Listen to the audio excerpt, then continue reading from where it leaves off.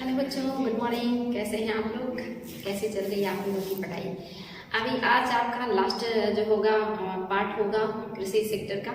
आज ये चैप्टर खत्म हो जाएगा और जो नेक्स्ट चैप्टर होगा वो आपका उद्योग क्षेत्र से होगा। और आई होप आप लोग बहुत मेहनत कर रहे होंगे और आपको अच्छे से समझ में आ रहा होगा। अगर कोई भी प्रॉब्लम हो यानी कि नहीं समझ में आता है कोई भी पॉइंट, तो कमेंट बॉक्स में आप अपना क्वेश्चन डाल सकते हैं। हम उसे सॉल्व करेंगे और आपकी पूरी मदद करने की कोशिश करेंगे। पूरा प्रयास है कि डेली आपको क्लासेस प्रोवाइड किए जाए, सीक्वेंस में क्लासेस मिले, क्लासेस में कोई दिक्कत ना हो। लेकिन अभी आप जान रहे हैं कि कोरोना का पीरियड चल रहा है, तो अगर इस दरमियान कोई प्रॉब्लम होती है यानी कि क्लासेस हम नहीं दे पाते हैं 1-2 दिन, तो आप लोग उसके लिए बिल्कुल भी डिसअपॉइंट या डिसअपेयर नहीं होंगे। यानी कि आप बिल्कुल ध्यान देंगे, गायब नहीं हो जाएंगे पढ़ाई लिखाई छोड़ करके। आप अपनी स्टडी पर बिल्कुल फोकस करेंगे। जो भी होगा प्रॉब्लम उसको मिलकर फेस किया जाएगा और पूरा प्रयास रहेगा कि बहुत ज़्यादा गैपिंग ना हो और आप लोगों को वीडियो बनाकर मिलता रहे। चलिए आज की क्लास की शुरुआत करते हैं। आज की जो है आपका पता है कि आज ये चैप्टर समाप्त होने वाला है, लेकिन ये बहुत सारे पॉइंट्स हैं जो बहुत इंपॉर्टेंट है, इसको आज हम डिस्कस करेंगे। शुरुआत करेंगे मेगा फूड पार्क से। मेगा फूड पार्क बहुत अच्छी योजना है सरकार की। ये क्या होता है? ये जो योजना है ये चलाई गई है किसानों को उनके उपज का सही मूल्य देने के लिए, खाद्यान्नों के संरक्षण के लिए, लोगों को रोजगार देने के लिए और मतलब जो है अच्छी पूंजी प्राप्त करने के लिए बहुत बढ़िया योजना है। इसमें क्या होता है कि जो व्यापारी होते हैं, जो खुदरा या कहिए खुदरा या छोटे छोटे जो व्यापारी होते हैं उनको और किसानों को और जो बड़े बड़े प्रसंस्करण करता होते हैं सबको आपस में मिलाया जाता है। यानी कि जो उत्पादन करता है किसान उसको प्रसंस्करण जो क्षेत्र होता है या जो जगह होती है वहाँ पहुँचाया जाता है और उत्पाद को प्रसंस्कृत करके यानी कि नए रूप में या सेकेंड रूप में उसको या पक्की माल के रूप में तब्दील किया जाता है। फिर उस माल को फुटकर व्यापारी या जो बड़े व्यापारी होते हैं उसको ले जाकर के मार्केट तक पहुंचाते हैं यानी कि उपभोक्ता तक पहुंचाते हैं। तो ये एक सर्कल के रूप में काम करता है और बहुत बढ़िया काम है। यानी कि किसान को अच्छा मूल्य भी मिल जाता है और टाइम से उसके जो चीजें बिक भी जाती हैं और जो खाद्यान्न है वो वेस्ट नहीं होते, उनका प्रसंस्करण करके उनके जो रूप में परिवर्तन करके या उन्हें और बेहतर उत्पाद के रूप में परिवर्तित कर दिया जाता है और फिर वहां से व्यापारी उसे ले जा करके मार्केट में जो है जनता तक पहुंचाते हैं यानी कि उपभोक्ता तक पहुंचाते हैं। तो एक जो है सर्कल है जो चलता रहता है और ये बहुत ही बढ़िया है। गवर्नमेंट ने योजना लाया है कि ज्यादा से ज्यादा मेगा फूड जो पार्क हैं उनकी स्थापना की जाए ताकि जो खाद्यान्नों का संरक्षण हो सके, उनको उचित मूल्य पे बेचा जा सके, लोगों को इसमें जॉब भी बड़े पैमाने पे मिलता है यानी कि जॉब भी क्रिएट करता है। तो ये बहुत सारी संभावनाओं को जो एक तरीके से कहिए कि पैदा करता है। इसमें किसानों का भी फायदा है, व्यापारियों का भी फायदा है और जो प्रसंस्करण करता है उसका भी फायदा है और प्लस जो है इसमें रोजगार बहुत ज्यादा क्रिएट होता है। इसलिए जो आपका मेगा फूड पार्क योजना है ये बहुत ही बढ़िया है, तो ये आप इसको ध्यान देंगे। आगे है कृषि वित्त यानी कि अल्पकालिक और मध्यकालिक और दीर्घकालिक यानी कि जो कृषि को वित्त प्रोवाइड किया जाता है ये 3 तरह के वित्त प्रोवाइड किए जाते हैं या कहिए जो कृषि को उधार दिया जाता है ये 3 तरह का दिया जाता है। पहला जो है वो अल्पकालिक है। जो अल्पकालिक होता है वो 15 माह के लिए होता है, 15 माह के लिए होता है यानी कि ये 15 जो है महीने के लिए दिया जाता है किसानों को ऋण। और इस ऋण में जो होता है इसमें मोस्टली क्या करते हैं उनको फसल बोने के लिए या खाद उपलब्ध कराने के लिए, जैसे फसल के लिए फसल में बीज, इसके अलावा उर्वरक, इसके अलावा कीटनाशक, इसके अलावा सिंचाई, इन सारी चीजों को उपलब्ध कराने के लिए या इन चीजों की जब जरूरत होती है किसानों को तत्काल या अल्पकालिक ऋण की, तो उस समय ये अल्पकालिक ऋण दिए जाते हैं जो 15 माह के होते हैं। इंपॉर्टेंट है, आपको याद रखना है कि जो अल्पकालिक ऋण दिए जाते हैं कृषि क्षेत्र में ये आपके 15 माह के होते हैं और ये ऋण किस लिए दिए जाते हैं तो फसल या बीज लेने के लिए, उन्नत किस्म के बीज के लिए, उर्वरक के लिए, कीटनाशक के लिए और सिंचाई के लिए। इन छोटे छोटे जरूरतों को पूरा करने के लिए किसानों को अल्पकालिक ऋण दिए जाते हैं जो कि 15 माह का होता है। और आपका जो नेक्स्ट है मध्यकालिक, इसमें आप देखेंगे कि इसका जो काल है या इसका जो टाइम पीरियड है इसको भी आपको याद रखना है, इम्पोर्टेंट है। ये जो टाइम पीरियड होता है मध्यकाल का ये 15 माह से लेकर के 15 वर्ष तक के लिए दिया जाता है। और ये ऋण किस लिए दिए जाते हैं तो ये जो होते हैं मशीनरी के लिए यानी कि छोटे छोटे जो मशीन होते हैं जो किसानों को जरूरत होती है, जैसे नलकूप हो गया या फिर जो है कोई और भी मशीनरी लेनी हो या ऐसी चीजें जो कृषि में उनकी मदद कर सके, तो उसको लेने के लिए इनको ये ऋण दिया जाता है। और ये ऋण जो होता है वो 15 माह से 5 वर्ष का होता है, यानी कि जो आपका मध्यकालिक ऋण होता है ये 15 माह से 5 वर्ष के लिए दिया जाता है। और ये भी किसानों को उनकी मशीनरी या कृषि में मदद करने के लिए दिया जाता है कि वो अपनी जरूरतों को पूरा कर सके और कृषि को अच्छे से कर सके। इसके अलावा आपका दीर्घकालिक ऋण आता है। दीर्घकालिक जो ऋण होता है ये भी इम्पोर्टेंट है। ये जो होता है ये 5 वर्ष से लेकर के 5 ईयर्स 5 वर्ष से लेकर के 20 वर्ष के लिए दिया जाता है। ये काफी लॉन्ग पीरियड के लिए दिया जाता है। और ये किस लिए दिया जाता है, तो ये दिया जाता है भूमि खरीदने के लिए, भूमि खरीदने के लिए। इसके अलावा ट्रैक्टर, इसके अलावा आप देखेंगे जो है ट्रैक्टर के अलावा भी बहुत सारी चीजें होते हैं, जैसे आप देखेंगे कंपाइन या इस तरह की चीजें जिसमें बड़ी पूंजी की जरूरत होती है, या कहीं कि लॉन्ग टाइम की जो है उधार की जरूरत होती है, ऋण की जरूरत होती है। ऐसे ऋणों को कहते हैं दीर्घकालिक ऋण। और ये 5 वर्ष से लेकर के 20 वर्ष का होता है, जिसमें जो किसान है वो भूमि खरीद सकता है, ट्रैक्टर ले सकता है, कंपाइन ले सकता है। इसके अलावा जो कि और बड़े बड़े मशीनरीज होते हैं जिससे किसानों को मदद मिलती है, इसको लेने के लिए ये दीर्घकालिक ऋण लेते हैं। तो ये इम्पोर्टेंट है, इसका जो समय है ये ज्यादातर एग्जाम में पूछता है कि कितने लॉन्ग पीरियड के लिए चीजें जो है दी जाती हैं, और उसमें मोस्टली किसान कौन सी चीजें परचेज करता होगा। आगे जो आपका नेक्स्ट है वो है कृषि वित्त के क्षेत्र, यानी कि जो कृषि क्षेत्र है या जो कृषक है उनको कहाँ से वित्त प्राप्त होता है, या उधार वो किनसे ले सकते हैं, या ऋण उन्हें कहाँ से मिल सकता है। तो इसको 2 भागों में बांटा गया है, एक संस्थागत और एक गैर संस्थागत। संस्थागत मीन्स ऐसी संस्थाएं जो किसानों को ऋण देती हों, और गैर संस्थागत यानी कि जो कोई संस्था नहीं है उसको गैर संस्थागत में रखते हैं। जैसे आप देख सकते हैं संस्थागत में पहला है वाणिज्यिक बैंक। कॉमर्शियल जो बैंक होते हैं ये सबसे ज्यादा कृषि को ऋण प्रोवाइड करते हैं। एग्जाम में आया है क्वेश्चन कि सबसे ज्यादा जो ऋण है वो कौन प्रोवाइड करता है किसानों को, तो वो वाणिज्यिक बैंक जो है या कॉमर्शियल जो बैंक है यही जो है किसानों को सबसे ज्यादा ऋण प्रोवाइड करते हैं। इसके अलावा क्षेत्रीय ग्रामीण बैंक ये भी बहुत ही है अच्छा बैंक है। ये जो है किसानों को लॉन्ग टाइम तक यानी कि सबसे लंबे समय तक का जो ऋण होता है वो प्रोवाइड करते हैं क्षेत्रीय ग्रामीण बैंक। इसके अलावा सहकारी जो है ऋण समितियां हैं। ये जो समितियां होती हैं ये बहुत अच्छी होती हैं। इनका आजकल बड़े पैमाने पे विकास हो रहा है कि ये छोटे छोटे स्तर पर ग्रामीण क्षेत्रों में जाएं और लोगों की मदद करें, यानी कि किसानों को ऋण प्रोवाइड करें। तो सहकारी समितियां ये भी बहुत मतलब जो इम्पोर्टेंट है।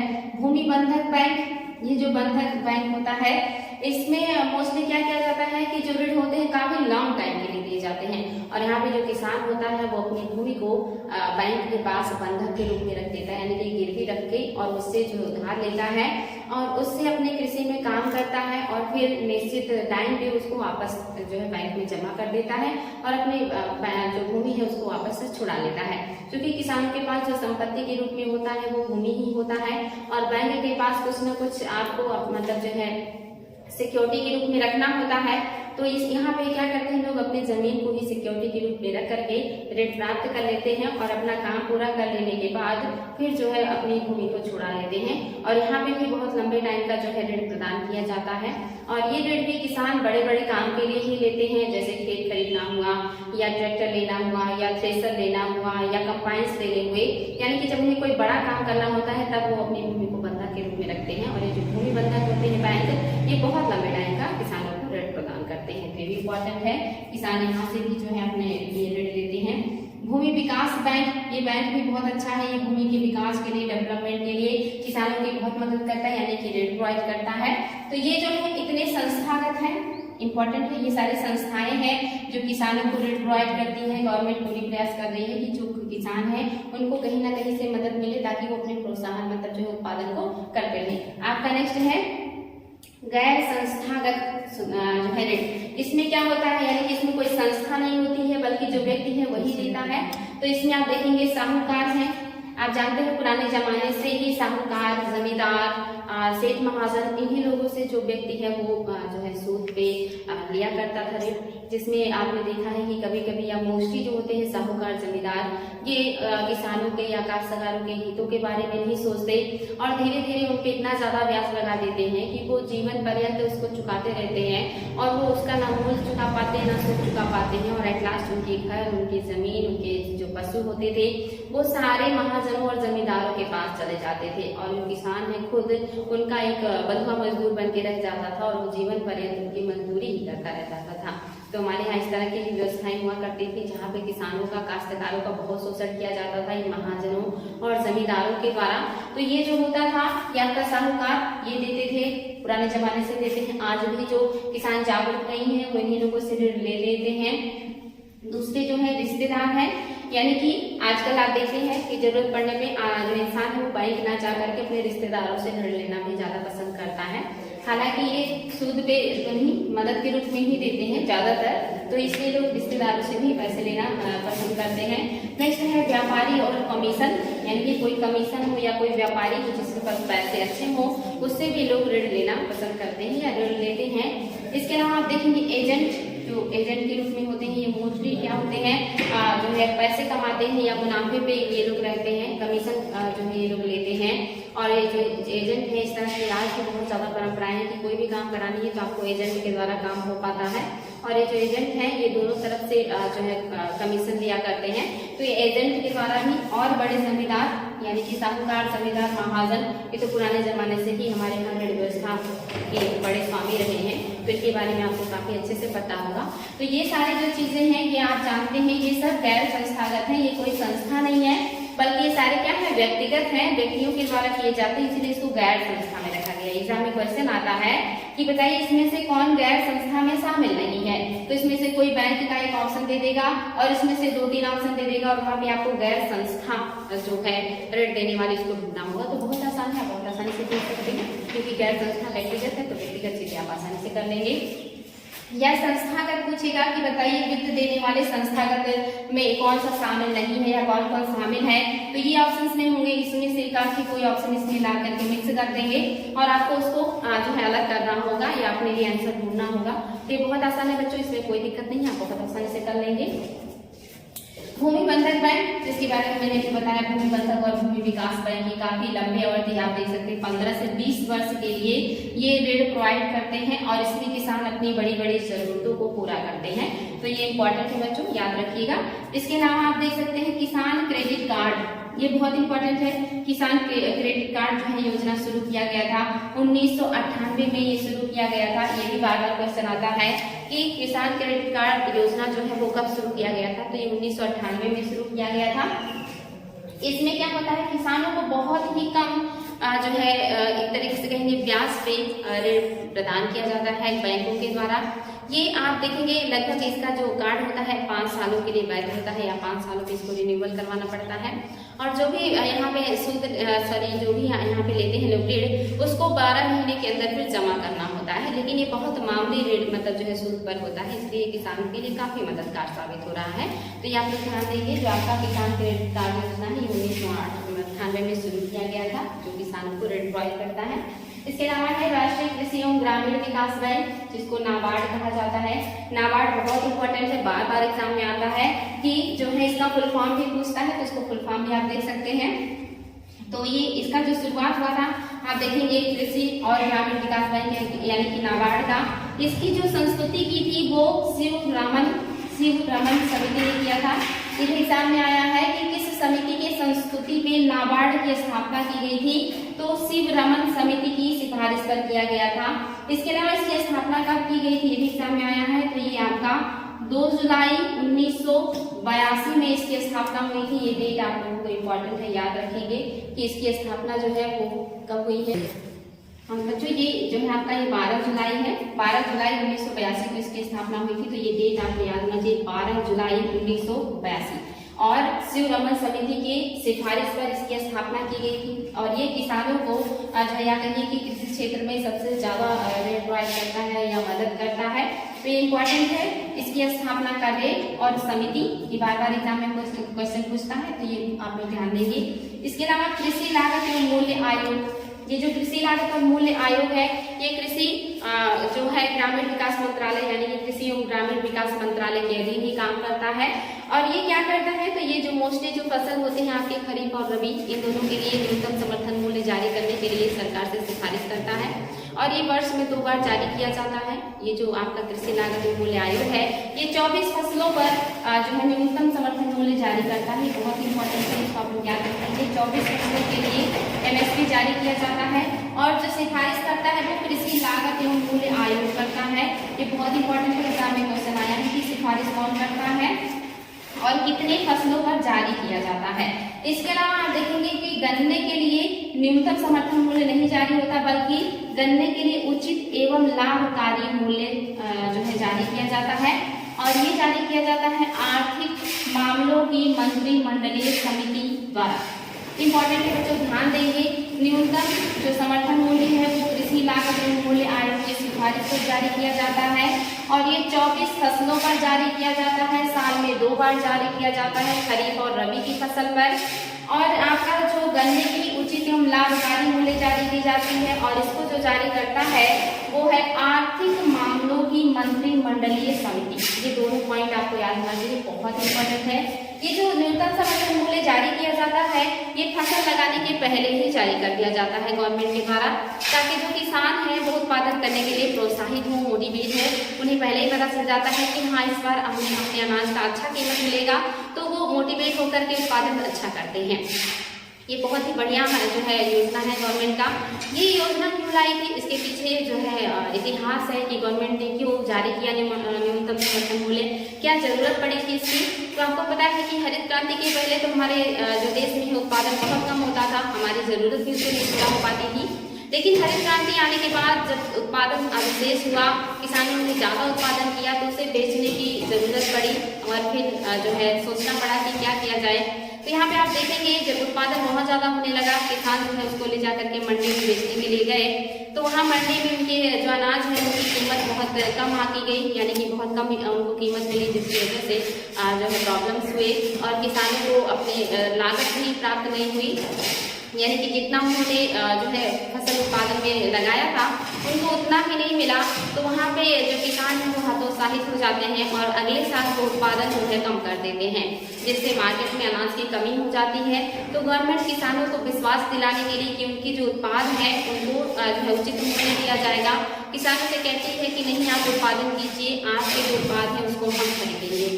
तो किसान यहाँ पे कहते हैं कि क्या गारंटी है कि आप जो है हमारे उत्पाद को खरीदेंगे और सही मूल्य पे खरीदेंगे। तो गवर्नमेंट ने वहाँ पे विश्वास दिलाने के लिए उत्पाद का मूल्य जो है लगाने के पहले फसल की घोषणा कर देती है कि फसल आप लगाएं उसके पहले ही हम बता देते हैं कि आपको कितने जो है रेट में आपके अनाज को खरीदेंगे। यानी कि अनाज कितना भी किसान उत्पादन करे, अनाज सरकार पूरी अनाज खरीदने की गारंटी देती है और न्यूनतम समर्थन मूल्य पे खरीदने की गारंटी देती है। यानी कि उससे कम में कोई अगर खरीदता है तो गवर्नमेंट उसको पनिशमेंट भी देगी, लेकिन अगर उससे ज़्यादा मूल्य पे कोई लेता है तो गवर्नमेंट उसके लिए छूट देती है, तो कोई आप देख सकते हो।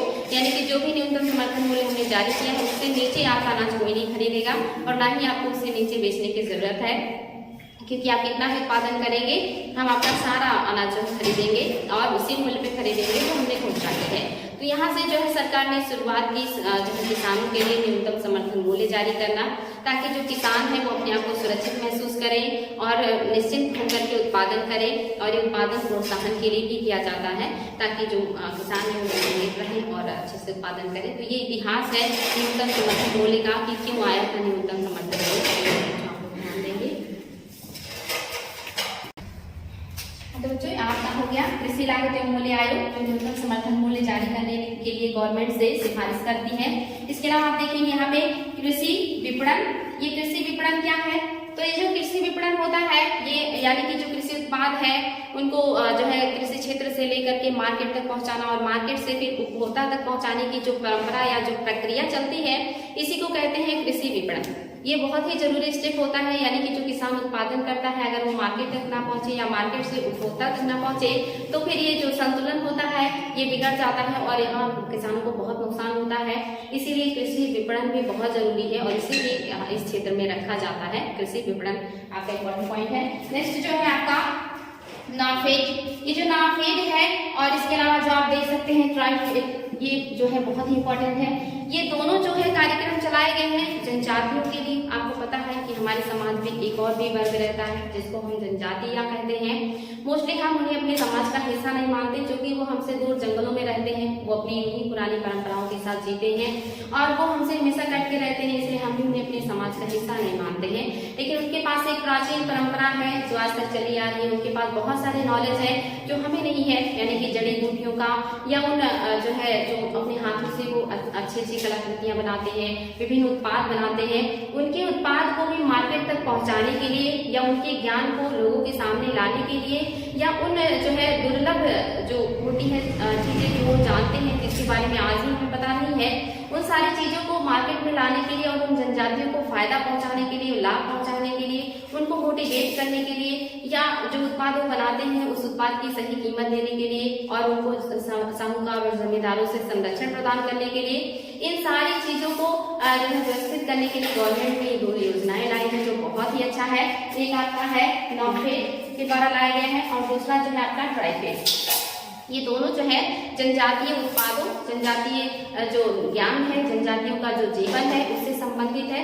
ये बहुत ही इंपॉर्टेंट है, इसको ध्यान देंगे आप लोग। ये दोनों बार बार पूछता है कि नाफेड किससे संबंधित है और ट्राइफेड किससे संबंधित है, तो दोनों जनजातियों के उत्पादों को संरक्षण देने के लिए गवर्नमेंट के द्वारा लाई गई है, जो बहुत इंपॉर्टेंट है। आगे बढ़ेंगे, राष्ट्रीय कृषि और इसके अलावा आप देखेंगे बाजार, यानी कि राष्ट्रीय कृषि नीति क्या है।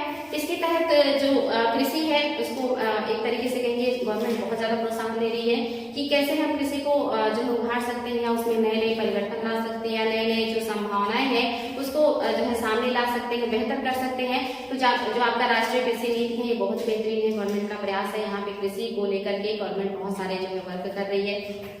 इसी से संबंधित आप देखेंगे इनाम यानी कि बाजार है, यानी कि जो कृषि उत्पाद है उनको बाजारों में सही कीमत मिल सके और लोग मतलब जो है उसको सही जगह पहुंचा सके। तो इस तरह का जो एक सर्कल जो है डेवलप कर रही है गवर्नमेंट कि वो ऐसे बाजारों में अपने प्रोडक्ट को लाई और उनके प्रोडक्ट का सही कीमत उन्हें मिले और जो परिवहन है और इन सारी चीजों की सुविधाएं गवर्नमेंट प्रोवाइड कर रही है। ऐसे बहुत सारे ट्रेन चला रही है जिससे उनके उत्पाद सही जगह पे सही टाइम पे पहुंच सके, वो खराब ना हो और प्रसंस्करण क्षेत्र में पहुंच सके या मार्केट में पहुंच सके।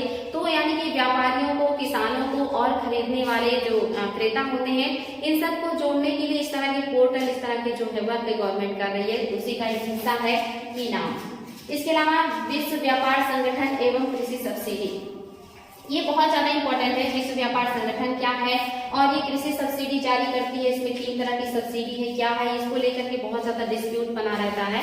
मोस्टली यहाँ पे जो है विकसित देश, विकासशील देशों के ऊपर आरोप लगाते रहते हैं, तो इसको आप लोग ध्यान देंगे। विश्व व्यापार जो संगठन है यही जो है कृषि के लिए सब्सिडी जारी करती है और उस सब्सिडी में बहुत सारे जो है प्रतिबंध भी लगाती है, बहुत सारे छूट भी देती है। जैसे आप देखेंगे विश्व व्यापार द्वारा 3 तरह की सब्सिडियां कृषि क्षेत्र के लिए जारी की जाती है। पहले है ग्रीन बॉक्स सब्सिडी, बहुत ज्यादा एग्जाम में आते हैं। ग्रीन बॉक्स सब्सिडी क्या है? ये जो सब्सिडी है ये व्यापार में न्यूनतम जो है एक तरीके से कहेंगे विकृति पैदा करती है या परेशानियां कम क्रिएट करती है या कहीं बिल्कुल भी नहीं करती है, क्योंकि नाम मात्र का कभी कभी इसको लिया जाता है कि ये माइनर सा ही प्रॉब्लम क्रिएट करती है। तो क्या है ये व्यापार विसंगति, यानी कि जो आयात निर्यात है उसको जो डिस्टर्ब करे वो सारी चीजों को विसंगति के अंतर्गत लिया जाता है। यानी कि जो विश्व व्यापार है संगठन है वो सोचता है कि कोई भी देश इतना ज्यादा अपने किसानों को प्रोत्साहन ना दे, इतना ज्यादा ना मदद कर दे कि उत्पादन इतना ज्यादा वो करने लगे कि उत्पाद का जो रेट है वो घट जाए और जो विश्व के बाकी देश हैं जो बहुत ज्यादा उत्पादन नहीं कर पा रहे हैं उनके उत्पाद को कोई ना खरीदे, यानी कि आयात निर्यात विश्व व्यापार या जो स्तर पर होता है वो प्रभावित ना हो जाए। इसीलिए जो विश्व व्यापार संगठन है ये इस तरह की सब्सिडी जारी करती है जिसमें वो ग्रीन बॉक्स सब्सिडी को बिल्कुल भी नहीं रोकती, यानी कि आप अपने यहाँ किसानों को ग्रीन बॉक्स सब्सिडी दे सकते हैं। इसमें क्या होता है, इसमें कृषि के क्षेत्र में सुधार रहता है, अनुसंधान होता है, नए नए वैज्ञानिक जो तरीके ढूंढे जाते हैं, इसमें प्रसंस्करण होता है, इसमें जो कीट से और रोगों से फसलों की सुरक्षा से संबंधित चीजें होती हैं, यानी कि यहाँ पे बहुत मूलभूत या आधार चीजें होती हैं जो कृषि में सुधार से संबंधित है, नए नए संभावनाएं तलाश करने से संबंधित है, जिससे विश्व व्यापार में व्यापार बिल्कुल भी प्रभावित नहीं होता है। इसलिए इसको विश्व व्यापार संगठन जो है प्रतिबंधित नहीं करता है कि आप अपने यहाँ शोध करवा सकते हैं, आप अपने यहाँ नए नए अनुसंधान करवा सकते हैं, आप शीतगृह स्थापित कर सकते हैं, कीटनाशकों या कहिए कि जो होते हैं रोग, इनसे आप फसलों का संरक्षण कर सकते हैं। तो इन सारी चीजों को करने की जो है छूट देती है। तो ग्रीन बॉक्स जो सब्सिडी है इसको विश्व व्यापार संगठन नहीं रोकता है, या ये व्यापार में विसंगति नहीं जो है क्रिएट करता। दूसरा जो है अंबर बॉक्स सब्सिडी, इसको विश्व व्यापार संगठन बहुत ज्यादा रोकता है। अंबर बॉक्स सब्सिडी क्या है? इसमें जो न्यूनतम समर्थन मूल्य जारी किया जाता है गवर्नमेंट के द्वारा, उर्वरकों पर जो छूट दी जाती है, इसके अलावा सिंचाई की जो छूट दी जाती है या जो सिंचाई की व्यवस्था किया जाता है, या जो कृषक है उनको जो है कीटनाशकों की चीजों को मतलब कीटनाशकों को प्रोवाइड किया जाता है, यानी कि किसानों को जो प्रत्यक्ष मदद किया जाता है गवर्नमेंट के द्वारा, उसको विश्व व्यापार जो है संगठन उसको रोकती है। वो कहती है कि जो विकासशील देश है वो 10% से ज्यादा छूट नहीं दे सकते अपने किसानों को, और जो विकसित देश है वो 5% से ज्यादा छूट अपने किसानों को नहीं दे सकते हैं। तो अगर कोई भी देश 10% से ज्यादा छूट देता है विकासशील जो कंट्रीज है, तो विश्व व्यापार संगठन जो है उसके ऊपर प्रतिबंध लगाता है, या कहिए कि उसके लिए प्रॉब्लम क्रिएट करता है। और अगर वो छूट 10% के अंदर है तो विश्व व्यापार संगठन वहां पे रोक नहीं लगाता है। इसको क्यों रोकता है विश्व व्यापार संगठन? क्योंकि ये जो होता है प्रत्यक्ष फायदा दिया जाता है किसानों को, यानी कि किसानों के उत्पादन को बढ़ावा देने के लिए किया जाता है। और यहाँ से अगर बहुत ज्यादा उनको सब्सिडी दिया जाएगा कि आपको हम जो है न्यूनतम समर्थन मूल्य बहुत ज्यादा बढ़ा चढ़ा के जारी किया जाए जो है सरकार के द्वारा कि हम बहुत ज्यादा मूल्य देंगे आपका उत्पाद का, तो जो किसान है वो बहुत ज्यादा मोटिवेट होंगे, यानी कि उत्पादन बड़े पैमाने पे करेंगे। और फिर उन्हें उत्पादन करने के लिए जो उन्नत किस्म के बीज है वो सस्ते में दिए जाए, उन्नत किस्म के खाद जो है वो सस्ते में दिए जाए, जो सिंचाई है वो सस्ते में प्रोवाइड की जाए, कीटनाशक जो है सस्ते में प्रोवाइड किया जाए, तो जाहिर सी बात है उत्पादन बहुत बढ़िया होगा, बहुत ज्यादा होगा। और इतना ज्यादा हो जाएगा कि हम विश्व में उसका बहुत ज्यादा निर्यात करने लगेंगे और बहुत सस्ते कीमत पे निर्यात करने लगेंगे, जिससे बाकी जो देश है जहाँ पे उत्पादन अच्छा नहीं हुआ है उन लोगों के जो उत्पाद है वो मार्केट में गिर जाएंगे उनका डिमांड, और हमारे जो प्रोडक्ट है उसका डिमांड बढ़ जाएगा या लोग हमें से ज्यादा खरीदना शुरू कर देंगे। तो जो विश्व व्यापार है ये क्या होगा, डिसबैलेंस हो जाएगा, यानी कि वो हमारे फेवर में हो जाएगा और बाकी लोगों के लिए नुकसानदेह हो जाएगा। तो विश्व जो व्यापार संगठन है वो कहते हैं कि आप ऐसा नहीं कर सकते हैं, आप ये सारी चीजें 10% से ज्यादा अपने किसानों को नहीं दे सकते हैं। जो विकासशील है वो सिर्फ 10% देंगे और जो विकसित देश है वो सिर्फ 5% देंगे। लेकिन जो है यहाँ पे भी आप देखते हैं भारत के ऊपर अक्सर ब्राजील, अमेरिका जैसे देश जो है आरोप लगाते रहते हैं कि वहाँ की जो गवर्नमेंट है वो 10% से ज्यादा अपने किसानों को छूट देती है। तो वहाँ पे हमें बार बार सफाई पेश करना पड़ता है कि ऐसा नहीं है। हमारे यहाँ आज भी जो कृषि है वो जीवन निर्वाह का एक माध्यम है, यानी कि हम बहुत ज्यादा अधिशेष आज भी उत्पादन कर नहीं पाते हैं या उसको बहुत ज्यादा हम बेच के प्रॉफिट नहीं कमा पाते। आज भी कृषि हमारे लिए जीवन निर्वाह का माध्यम है। आज भी हमारे यहाँ सबसे ज्यादा कुपोषण से पीड़ित लोग हैं या सबसे ज्यादा गरीब लोग हैं। इस बात की हम बार बार जो है दुआई देते हैं कि आप बार बार कहते हैं कि अपने यहाँ कुपोषण कम कीजिए, अपने यहाँ भुखमरी कम कीजिए, गरीबी कम कीजिए। तो हम कैसे कम करेंगे अगर आप हमारे यहाँ उत्पादन पे इतना ज्यादा प्रतिबंध लगाएंगे तो हम बाकी लोगों का पेट कैसे भरेंगे। तो हमें इतनी छूट तो मिलनी चाहिए कि हम लोगों की गरीबी दूर कर सकें। हम अमीर होने के लिए जो है नहीं करते बल्कि अपने लोगों का पेट भरने के लिए कर रहे हैं, तो हमें इतना छूट तो मिलना ही चाहिए। बार बार जो है हमारी सरकार इस बात को जो रखती है विश्व व्यापार संगठन में और हमें बार बार जो है रियायतें दी जाती है। और सही भी है, हमारे यहाँ जो जोतें हैं बहुत छोटी हैं, जनसंख्या बहुत बड़ी है, उत्पादन बहुत कम होता है, जिससे बहुत मुश्किल से चीजें जो व्यवस्थित हो पाती हैं। अमेरिका जैसे देश में जनसंख्या बहुत कम है और जो खेत हैं बड़े, वो जो जोतें हैं वो काफी बड़ी हैं, यानी कि उत्पादन वो बड़े पैमाने पे करते हैं। और ये जो सब्सिडी है डॉलर में आती जाती है, तो डॉलर में देखेंगे तो जो है हम यहाँ तब भी बहुत कम ही दे पाते हैं, यानी कि हम 10% भी उसका फायदा नहीं उठा पा रहे हैं। लेकिन उसको रुपए में बार बार मापा जाता है, रुपए में हमारा जो सब्सिडी है वो ज्यादा हो जाता है, इसलिए बार बार हमारे पर जो इस तरह के इल्जाम लगाए जाते हैं। तो मोस्टली करंट में चीजें बनी रहती हैं, उसको भी आप लोग ध्यान देंगे। और इसमें एक टेक्निकलिटी भी है, जैसे मान लीजिए कि अमेरिका के जो किसान हैं उनके पास बहुत बड़े बड़े लैंड होते हैं, यानी कि एक के पास 100 बीघे होते हैं। अब उसमें वो बहुत ज्यादा उत्पादन करते हैं, उसमें उन्हें 5% की छूट मिले तो उनके लिए बहुत है। हमारे यहाँ एक व्यक्ति के पास कहीं 1 बीघा है, किसी के पास 2 बीघे हैं, किसी के पास वो भी नहीं है, तो उसको हम 10% भी छूट दे दे तो ओवरऑल मिलाकर के बहुत कम है। यानी कि जब उत्पादकता ही नहीं है, उत्पादन ही नहीं है, तो बहुत ज्यादा छूट भी हमारे लिए बहुत मायने नहीं रखता, हमें बहुत ज्यादा उससे फायदा नहीं है। लेकिन जिसके पास बहुत ज्यादा उत्पादन है, बहुत ज्यादा उत्पादकता है, उसको अगर 5% में छूट मिल रहा है तो उसको बहुत ज्यादा प्रॉफिट है। यानी कि 10% छूट के बावजूद भी हमें कोई प्रॉफिट नहीं है, बहुत कम प्रॉफिट है। और अमेरिका जैसे बड़े देशों में जहाँ पे किसानों के पास बड़ा लैंड है, उनको 5% की छूट उनके लिए काफी फायदेमंद साबित हो जाता है। तो हर तरह से हम अभी भी बहुत ज्यादा मतलब पिछड़े हुए हैं, तो हमारे लिए 10% ही कम है। हालांकि हम अभी भी 10% का उपयोग बहुत ज्यादा नहीं कर पाते हैं। लेकिन एक जो मानक है कभी कभी उसको पार कर दिया जाता है, जिसकी वजह से इल्जाम लगाया जाता है दूसरी कंट्रीज को द्वारा भारत पर। तो बच्चों ये ध्यान देंगे, बहुत इंपॉर्टेंट पॉइंट था। आगे ये आपका अमर बॉक्स हो गया। इसमें आपको पता है कि प्रत्यक्ष जो मदद करती है गवर्नमेंट किसानों को, अमर बॉक्स में आएगा। अप्रत्यक्ष या कृषि में सुधार या अनुसंधान या नई नई संभावनाओं की तलाश करते हैं तो ग्रीन बॉक्स में आएगा, उस पर प्रतिबंध नहीं लगाया जाता है। तीसरा जो है आपका ब्लू बॉक्स सब्सिडी है। जो अमर बॉक्स सब्सिडी है इसी को शर्तों के द्वारा अगर लागू किया जाए, यानी कि शर्त लागू किया जाए जिससे विश्व व्यापार प्रभावित ना हो, तो उसी को कहते हैं ब्लू बॉक्स सब्सिडी। यानी कि इसको भी कुछ हद तक जो विश्व व्यापार संगठन है उसको छूट देता है, क्योंकि ये शर्तों के साथ लागू किया जाता है। ये विश्व व्यापार में जो है विसंगति नहीं उत्पन्न करता है। यानी कि यही जो प्रत्यक्ष सहायता है ये शर्तों के साथ जब लागू हो, यानी कि उनके मानक स्तर के अंदर लागू हो, यानी कि जितना उन्होंने मानक निर्धारित किया है हम उससे बाहर न जाए, वो शर्तों के अंदर वो करके काम करे, तो आपका ये ब्लू बॉक्स सब्सिडी कहलाता है। आई होप आपको मुझे समझ में आ रहा होगा। आगे है प्रधानमंत्री फसल बीमा योजना तथा इसकी विशेषताएं। प्रधानमंत्री फसल बीमा जो योजना है ये गवर्नमेंट के द्वारा लाई गई है फसलों को संरक्षण देने के लिए, किसानों को मदद करने के लिए। और इसमें जो होता है जो गवर्नमेंट है वो फसलों का जो है बीमा करती है, और बीमा में जो फसल होता है उसको अगर नुकसान होता है चाहे जानवरों के द्वारा या मानसून के द्वारा या उसमें आप इंसानों के द्वारा या कहीं की प्रकृति के द्वारा, दोनों में से किसी के द्वारा अगर फसल को नुकसान पहुंचाया जाता है तो गवर्नमेंट उसमें जो है मदद करती है बीमा के थ्रू। और बीमा में आपको पता होना चाहिए कि जो बीमा शुरू हुआ है ये खरीफ की फसल से शुरू की गई है।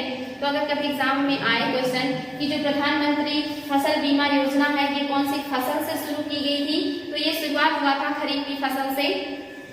यहाँ पे ये बार बार पूछता है कि कितना किस पे दिया जाता है, तो ये ध्यान देंगे आप लोग बच्चों, खरीफ पर 2% जो है दिया जाता है बीमा, और जो आपका रबी है इस पे 1.5% दिया जाता है, और जो आपका बागवानी है बागवानी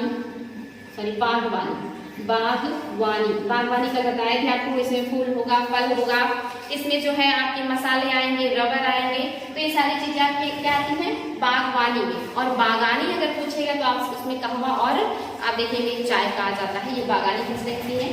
तो जो बागवानी फसलें होती हैं या वाणिज्यिक फसलें होती हैं, इनके ऊपर गवर्नमेंट 5% की देती है, एक तरीके से भी ये बीमा प्रोवाइड करती है।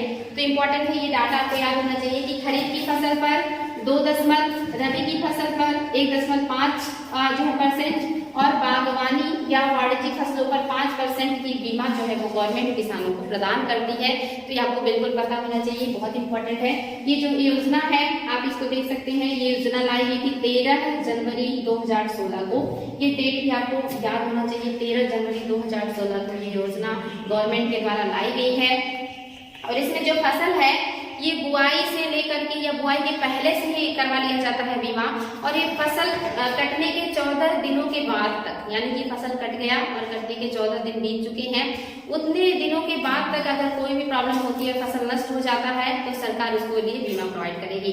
उसमें टीटीओ का हमला भी शामिल है, उसमें अगर जानवरों के द्वारा नुकसान किया जाता है तो भी सरकार करेगी। अगर फसल में आग लग जाता है या बेमौसम बारिश होती है या चक्रवात आ जाते हैं, इस तरह का कोई भी प्रॉब्लम होता है तो सरकार जो है फसल में बीमा को किसान को प्रोवाइड करेगी। और ये जो है लगाने के पहले से लेकर के उत्पादन के 14 दिनों बाद तक ये लागू रहता है कि आपने काट लिया फसल, उसके बाद भी अगर 14 दिन बाद भी आपकी फसल में नुकसान हो जाता है तो गवर्नमेंट आपको मदद करेगी। तो ये चीजें आपको याद होनी चाहिए, बहुत इंपॉर्टेंट है। नेक्स्ट है प्रधानमंत्री सिंचाई योजना। ये जो है 2 जुलाई 2015 को शुरू किया गया था। डेट आप लोगों को याद होना चाहिए कि प्रधानमंत्री सिंचाई योजना जो है 2 जुलाई 2015 को शुरू किया गया था। इसको 3 मंत्रालय के अधीन शुरू किया गया है। पहला है जल संसाधन मंत्रालय, ये एग्जाम में आया था कूट में। ये तीनों मंत्रालय दिए थे, इसमें एक और मंत्रालय जोड़ दिया गया था और पूछा था कि प्रधानमंत्री सिंचाई योजना में कौन सा मंत्रालय शामिल नहीं है, तो आपको ये मंत्रालय याद होना चाहिए, जल संसाधन मंत्रालय। दूसरा है नदी विकास एवं गंगा संरक्षण मंत्रालय, और जो आपका तीसरा है ग्रामीण विकास मंत्रालय एवं कृषि किसान जो है मंत्रालय। ये इंपॉर्टेंट है, जो है ग्रामीण विकास मंत्रालय एवं कृषि या सही कृषि एवं किसान कल्याण, सही इसको ध्यान देंगे बच्चों, ये बहुत इंपॉर्टेंट है। जो मंत्रालय आपको याद होना चाहिए, ये 3 मंत्रालय इसमें काम कर रहे हैं। पहला है आपका जल संसाधन मंत्रालय, दूसरा है आपका नदी एवं विकास मंत्रालय, और इसमें आपका आएगा गंगा संरक्षण मंत्रालय भी, और जो आपका तीसरा है ग्रामीण विकास मंत्रालय, और इसमें कृषि एवं किसान कल्याण मंत्रालय भी शामिल किया गया है। इसके अलावा आप देखेंगे मृदा स्वास्थ्य कार्ड योजना, ये भी बहुत इंपॉर्टेंट है, आजकल बहुत ज्यादा चर्चा में रहता है। इसकी शुरुआत 19 जुलाई 2015 को शुरू किया गया था सूरतगढ़ से। ये राजस्थान का प्लेस है सूरतगढ़। प्रधानमंत्री जो ये योजना है मृदा स्वास्थ्य कार्ड योजना, ये यहीं से शुरू किया गया 19 फरवरी 2015 को सूरतगढ़ से इसकी शुरुआत की गई थी। इसमें क्या किया जाता है, इसमें किसानों को कार्ड जारी किया जाता है और उसके द्वारा वो अपने खेत की मिट्टी को ला करके उसका जो है जांच करवा सकते हैं कि उस मिट्टी में कौन से पोषक तत्वों की अधिकता है और कौन से पोषक तत्वों की कमी है। जिसकी कमी होती है उसको खेत में जो है डाल करके हम अच्छा उत्पादन प्राप्त कर सकते हैं। मोस्टली किसानों के पास जागरूकता नहीं होती, उन्हें पता नहीं होता कि उनके खेतों में किन चीजों की कमी है या किन चीजों की अधिकता है, और वो बार बार ऐसी चीजों का उपयोग करते रहते हैं जो पहले से ही खेत में होता है, और वो चीजों की जो है उपयोग वो नहीं कर पाते हैं, यानी कि जिसकी कमी होती है मिट्टी में, जिसकी वजह से उन्हें अच्छा उत्पादन प्राप्त नहीं होता है और लागत बहुत ज्यादा लगती है। इस वजह से जो हमारी गवर्नमेंट है या जो प्रधानमंत्री जो योजना लाया गया है मृदा स्वास्थ्य कार्ड, ये बहुत अच्छी योजना है किसानों के लिए। अगर यहाँ पे लोग जागरूक हों और अच्छे से वर्क करें तो कम लागत में अच्छा उत्पादन प्राप्त कर सकते हैं। तो ये योजना बहुत ही बढ़िया है, सराहनीय है। नेक्स्ट है नीम लेपित यूरिया। आजकल ये भी बहुत ज्यादा चर्चा में है नीम लेपित यूरिया। आपको पता है कि अभी 100% जो है गवर्नमेंट ने घोषणा कर दी है कि जो यूरिया होगा वो नीम लेपित होना चाहिए। गवर्नमेंट क्यों कर रही है ऐसा, तो आपको पता है जो यूरिया है ये मिट्टी में मिलने के बाद बहुत तेजी से वाष्पित हो जाता है। तो ये बहुत तेजी से वाष्पित होता है, इसलिए ये वायुमंडल में चला जाता है, पौधों को नहीं मिल पाता। और ये अमोनियम जो है अमोनियम आप देखेंगे यहाँ पे दिया है, मैंने लिखा है अमोनियम नाइट्रेट में ये बदल जाता है, अमोनियम वाष्पीकरण इसको कहा जाता है। तो ये जो है अमोनिया के रूप में जब परिवर्तित होता है तो लगभग 8 से 10% जो यूरिया है इसका हानि हो जाता है, चूंकि ये वाष्पीकरण हो जाता है कि वायुमंडल में चला जाता है। और कुछ जो यूरिया है वो इतनी तेजी से घुल करके मिट्टी में चला जाता है और उस पानी के द्वारा छन छन करके नीचे चला जाता है, यानी कि भूमिगत जो जल होते हैं उसमें मिल जाता है, मिट्टी में नहीं टिकता ज्यादा देर, यानी कि जो मिट्टी है हमारी वो ज्यादा देर तक किसी भी चीज को धारण नहीं कर सकती, वो छन करके नीचे चला जाता है। तो इससे भी प्रॉब्लम होती है, यानी कि एक तो इसका वाष्पीकरण हो जाता है जिसमें 8 से 10% का हमें हानि हो जाता है। दूसरा, ये बहुत तेजी से मिट्टी में घुल जाता है और घुलने के बाद ये पानी के थ्रू नीचे चला जाता है और वो जो है हमारी फसल को प्राप्त नहीं हो पाता है और वो जाकर के जल यानी कि जो हमारे जमीन में जो है जल का स्तर है उसको दूषित करता है। तो इसके लिए बहुत ज्यादा नुकसानदेह होता है। इस वजह से जो गवर्नमेंट है उसने शुरू किया है नीम लेपित यूरिया, और इसको शुरू किया है 2015 में जो है लागू कर दिया गया है कि 2015 में पूरा अनिवार्य कर दिया गया कि जो यूरिया बनेगा वो 100% जो है वो नीम लेपित होगा। तो बच्चों ये ध्यान देंगे आप लोग नीम लेपित यूरिया क्या है और क्यों लाया गया है। तो ये खाद जो खाद होते हैं उसके संरक्षण के लिए, या वो ज्यादा से ज्यादा फसलों के काम आ सके, वो इन्वायरमेंट में ना जाए या जो जमीन के अंदर पानी है उसमें छन के ना पहुंचे, और उसका जो प्रयोग है वो पौधे ज्यादा दिनों तक वो रहे, यानी कि धीरे धीरे उसका वाष्पीकरण हो या धीरे धीरे वो गले और धीरे धीरे वो पौधों को ज्यादा मात्रा में पोषक तत्वों को उपलब्ध कराए। इसी वजह से जो गवर्नमेंट है वो नीम लेपित यूरिया को लेकर के आई है, क्योंकि ये अमोनिया वाष्पीकरण हो जाता है, इसका याद रखिएगा, ये अमोनिया में परिवर्तित हो जाता है और ये तेजी से वाष्पीकरण हो जाता है, जिसकी वजह से 8 से 10% की हानि हो जाती है। इंपॉर्टेंट है बच्चों, ध्यान देंगे इसको। इसके अलावा देख सकते हैं कृषकों की आय दोगुना करने की या दोगुना बढ़ाने के लिए गवर्नमेंट ने बहुत सारी योजनाएं लाई हैं, और यहाँ पे बार बार आप देखते हुए न्यूज में चर्चा भी रहती है कि जो किसान है इनकी आय को 2022 तक दोगुना करने का सरकार का लक्ष्य है कि कैसे वो दोगुना करेंगे 2022 तक। तो उसके लिए यहाँ पे दिया हुआ है कि कौन कौन से तरीके हैं जिससे किसानों की आय को दोगुना किया जाएगा। इसमें पहला दिया है कृषकों को गैर कार्यों में रोजगार सृजन, यानी कि जो कृषक हैं वो जो कृषि पे ही निर्भर रहते हैं और कृषि से उनको बहुत ज्यादा आय प्राप्त नहीं होता है या उनको बहुत ज्यादा प्रॉफिट नहीं मिलता, तो उनको गैर कृषि कार्यों में भी लगाया जाए ताकि उनको प्रॉफिट हो। इसके अलावा फसलों की उत्पादकता में वृद्धि, यानी कि छोटे छोटे लैंड है किसानों के पास जिसमें उत्पादन बहुत कम होता है, तो उसकी उत्पादकता ही क्यों ना बढ़ा दी जाए, यानी कि कम लैंड में ज्यादा उत्पादन। तो ये आपका दूसरी जो है नीति है, ये दूसरा तरीका है फसलों की उत्पादकता में वृद्धि करके आय को बढ़ाना है। जो तीसरा है पशुधन की उत्पादकता में वृद्धि, यानी कि आज हमारे यहाँ जो पशु है उनकी जो नस्ल है वो बहुत अच्छी नहीं है, यानी कि वो दूध का जो मात्रा है बहुत ज्यादा उत्पादन नहीं करते हैं। तो यहाँ पे क्या किया जाएगा कि पशुओं की जो नस्ल है या उनकी उत्पादकता में वृद्धि की जाएगी, तो जिससे जो पशु है वो ज्यादा से ज्यादा दूध का उत्पादन करें और उस दूध से बहुत सारे मटेरियल बनाए जाए और जो है किसानों की स्थिति में सुधार किया जाए। तो ये भी एक जो है तरीका है गवर्नमेंट का, जिसके द्वारा वो पशुधन की उत्पादकता में वृद्धि करके किसानों को मदद करेगी। और जो आपका चौथा है आगतों की दक्ष पद्धति में सुधार व लागत में कमी। आगत मीन्स होते हैं जो कृषि में मदद करते हैं, जैसे उन्नत किस्म के बीज, खाद, कीटनाशक, सिंचाई की व्यवस्था, मशीनरीज, इन सारी चीजों की उपलब्धता को बढ़ा करके उनकी स्थिति में सुधार करके, क्योंकि आज हमारे यहाँ वो पुरानी परंपरा की सारी टेक्नोलॉजी से लोग कृषि करते हैं, जिसकी वजह से बहुत अच्छा उत्पादन नहीं होता। ये सारी चीजें मैंने पीछे के चैप्टर में आपको बहुत डिटेल में बताया है, आई होप आपको समझ में आएगा कि ये सारी चीजों में अगर सुधार कर दिया जाए, उनको नई नई टेक्नोलॉजी दी जाए, सारी जो आगत है यानी कि जो जरूरतें हैं, जो इनपुट है, जो खेत में डाले जाते हैं, उससे अच्छा आउटपुट प्राप्त हो, उसके लिए इन सारी चीजों में सुधार की बहुत जरूरत है।